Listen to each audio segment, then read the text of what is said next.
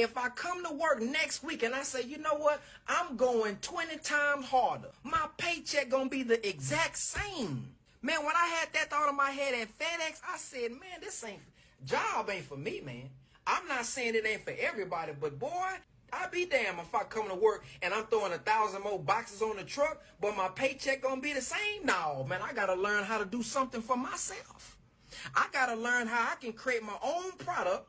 I gotta learn how I can create my own service so that when I work harder and I work smarter and I'm more productive, man, I get to make at least some more money. Hello everyone, it's Emmanuel Cooke. Today we will be reacting to a new video, and I hope that you guys enjoy the video. Very general, and you can't generalize this entire thing. I'll use my husband as an example. So his second job out of college was with a Fortune 500 billion dollar, very well known, very well respected company, still are today. He doesn't work there anymore, but the company that he was working with, they started paying him pretty well as far as like industry standard went, but that was only like the first year or two he worked there 10 years ago. Now, for the job he has now, their requirements for it were 8 to 10 years of experience or a master's and being an engineer. And he's not an engineer, so he put his nose down, did everything they asked him to for like 8 years, finally got it. Well, hold on. So all the years that he put his nose down and worked hard, he was consistently a top 5% employee in whatever department he was in at the time. His raises at the end of the year were never as much as the cost of living increase. Not one time. The bonuses were okay, but I mean, for the amount of hours he was putting in, not really. This company also had a rule that if you made a move within the company, their own company, you made a move within the company that year, no raise, no bonus at the end of the year. If you were promoted in January, no raise, no bonus at the end of the year. Too bad, so sad. And when he got the job, the position that he holds now at a different company, but he had it at that company too. When he got that job, he found out that he was brought on at the same rate that one of his colleagues that had been there for 10 years was brought on at 10 years ago.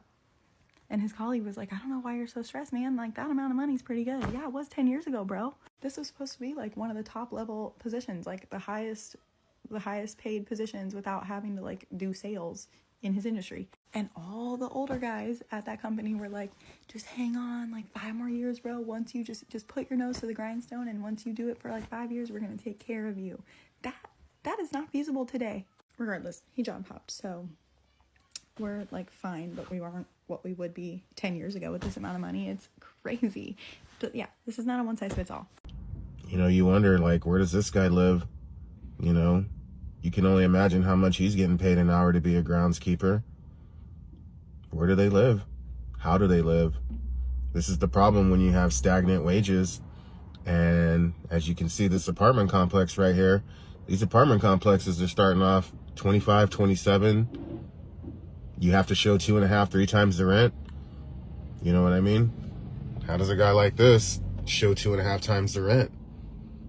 It's creating a constant culture of struggle, and it really needs to stop, because I'm in this boat too.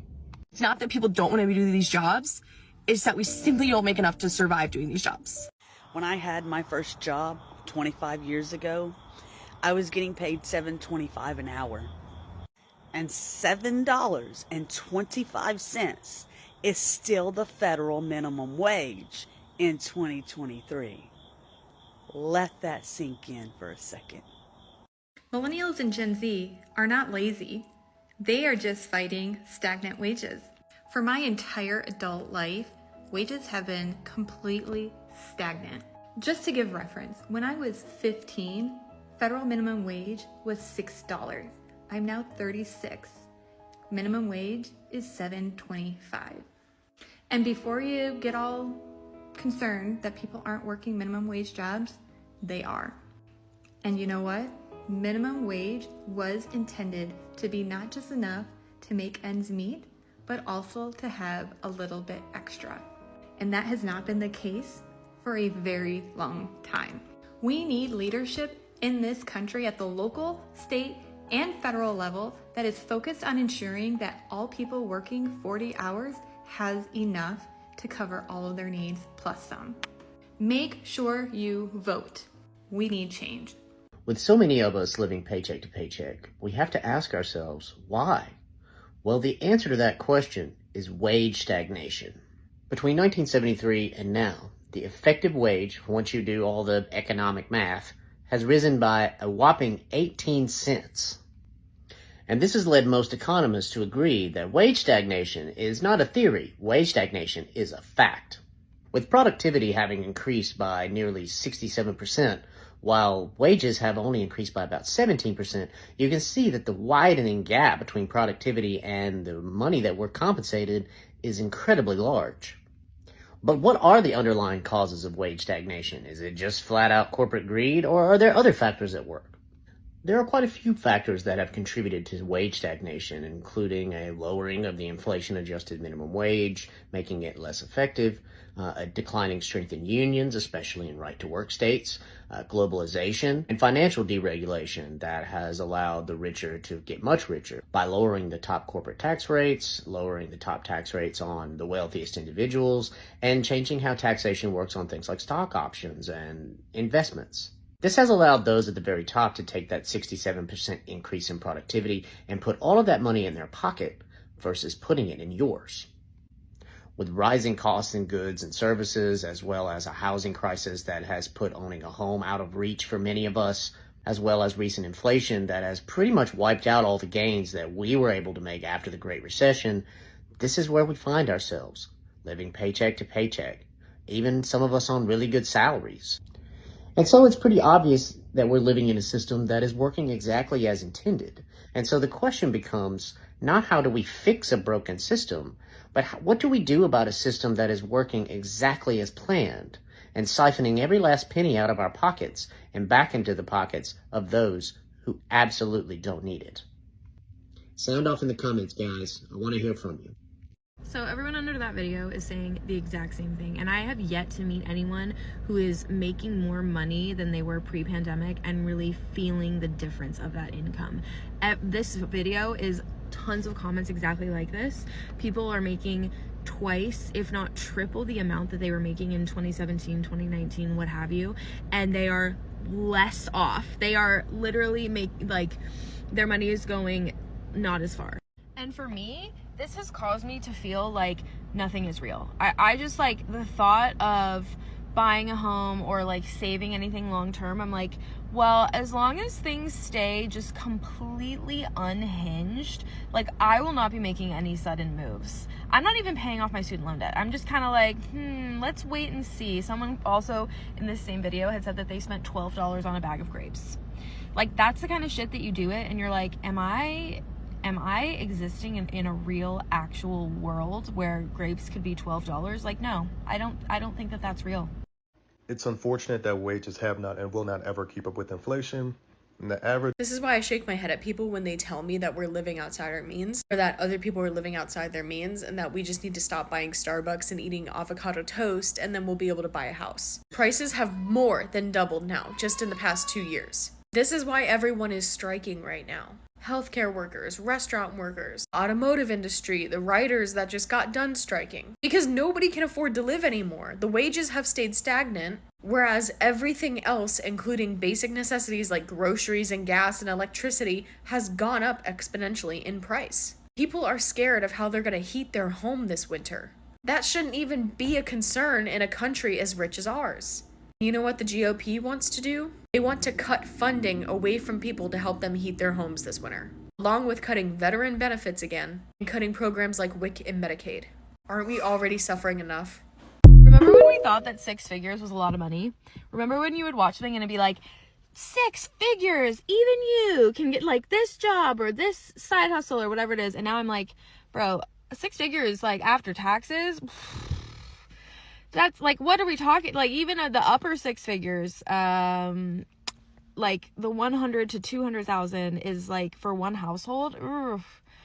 That's still barely making it. Let's raise the bar. Let's raise the bar for what a crazy income is. Let's talk about, I don't know, $1 million a month or something. Because I think that stopped a lot of people for asking for how much they actually deserved in terms of salary compensation. I think a lot of people were always like, wow, 6 figures. Okay, I'm going to ask for 90,000. I'm going to ask for 75,000. It's no, we need at this point in this economy, we need, and for one household, we need at least $100,000 to pay just housing, childcare, and like regular schmegular bills and groceries. So the question is, how can anybody keep up with the higher costs? The answer is they can't, and they're not supposed to. You're not designed. The system isn't designed for that. Remember, keep in mind, the system is doing exactly what it's designed to do, which is get people to fail and to be slaves to their system. It's operating exactly the way that it's supposed to operate. We just think that it's like that the system is there to be altruistic, and it's not. Okay, that's long gone, long over with. Okay, so in answer to your question, and it's a broader problem because it becomes like, how do people buy anything, or how do people, you know, like own any part of the country? Well, again, if you're trying to take the country over, then you don't want lots of people owning any part of the country, because remember, ownership implies responsibility. Okay, ownership implies responsibility. You don't want people owning a lot of the country, because if they own too much of the country, then they start taking responsibility. They start actually caring. If you're trying to take the country over, you don't want anybody there caring. You want people to just be, you know, well, okay, I guess I can't live here anymore. I'm going to move to some other country where the same thing is happening in those other countries there. You're not able to just go there and start buying land and doing anything. Like it's designed to do this. It's designed to keep everybody constantly working, constantly owing money, constantly borrowing, constantly owing, all of this. It's never, early America was unique in that early American settlers, right, they settled on the land, and they just said, okay, we're just going to stay here on this little piece of land and do our thing, okay? And we're going to own this, right? This was part of the deal. This is part of, like, you know, it was actually part of common law, which is, even even during the Norman Conquest, this was recognized. So it was right of adverse possession. So how it works for those of you out there, and especially for those of you out there who say, well, but we stole the land from the natives and everything. Like, okay, yeah, but were they using all of that? The answer is no, they weren't. I mean, it's like, it's the idea of saying, okay, well, think of it this way. And I wrote an article on this a long time ago. I can't remember the name of the guy, Hernando something or other. He was the first Westerner, the first guy to ever cross the Mississippi. And imagine if he just said, okay, all of this is my private estate now. Nobody would ever take that seriously, because, like, that's not how that really works. You have to be able to have, can you actually defend it? Can you hold it? Right? I mean, it's the Theon Greyjoy thing in the fictional example. Yeah, you're going to take Winterfell, but can you hold it? Probably not. So same idea.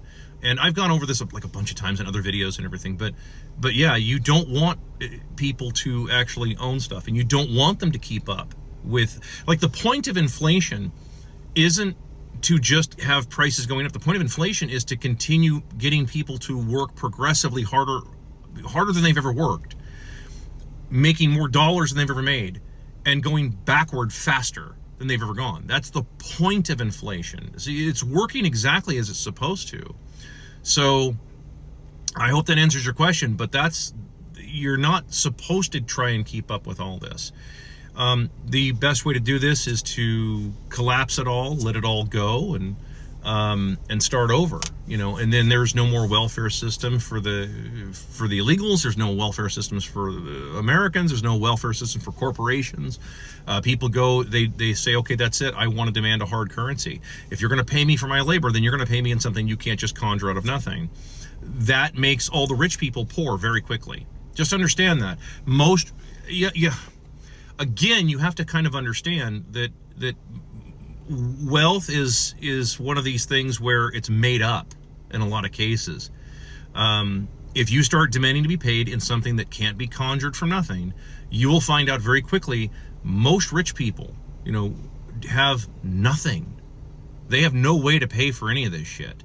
And that's just how it is. So the faster people realize that, and they won't. I mean, like, I could tell millions of people of this at one time. They still won't understand it, because they'll still be, they'll still be deluding themselves into the idea of, well, but Walmart wants dollars. stop going to Walmart. You really shouldn't be involved with Walmart or any of these mega corporations for that matter, because they're always going to want a fake currency. It's how it's designed. It's intended to do exactly what it's doing. I hope that answers your question. That is it for today. I appreciate you guys watching the video, and like, comment, and subscribe down below, and see you in the next video.